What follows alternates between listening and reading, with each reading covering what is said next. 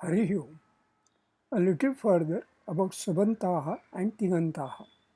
From the Sutram Suptigantam Padam 1-4-14, we take it that in Sanskrit we have to basically understand two types of words.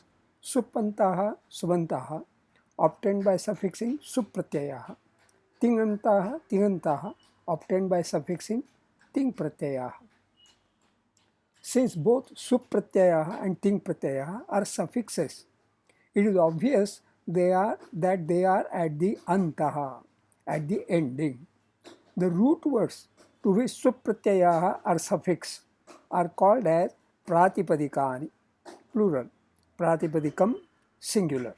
So, pratipadikam plus supratyaya makes a subantaha. The root words to which ting pratyaya are suffixed are called as dhatavaha, plural, dhatuhu, singular. So, dhatuhu plus ting pratyaya makes a tigantaha. So, the root word of any Sanskrit word is either a pratipadikam or a dhatu.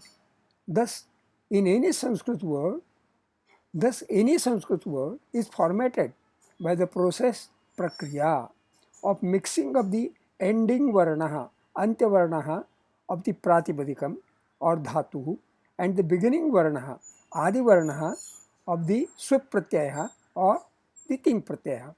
Now, the antya varnaha of the pratipadikam or dhatu may be a vowel swaraha or a consonant vyanjanam.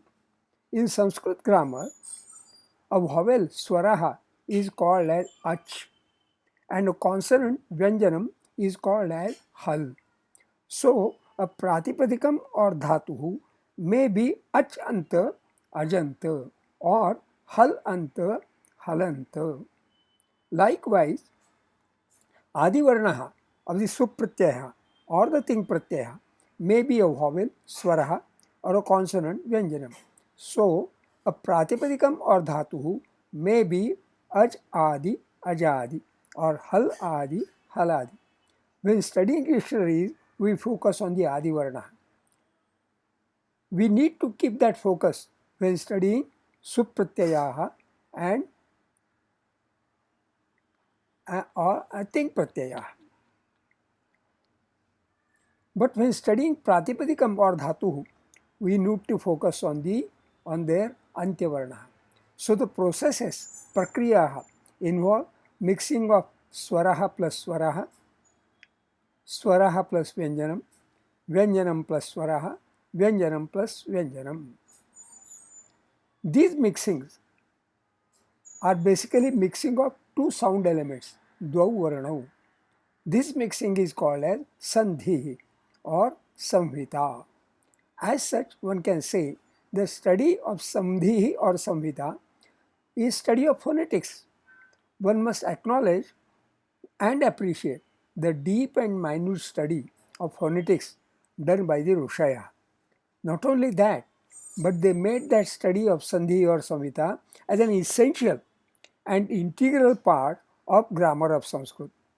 Note, both the words Subantaha and Tigantaha are themselves examples of Sandhi, of Vyanjanam plus Swaraha. In the word Subantaha, pa plus a has become ba. In the word, so Vyanjanam plus Swaraha has become a different Vyanjanam, inclusive of Swara. In the word Tigantaha, ng plus a has become ng.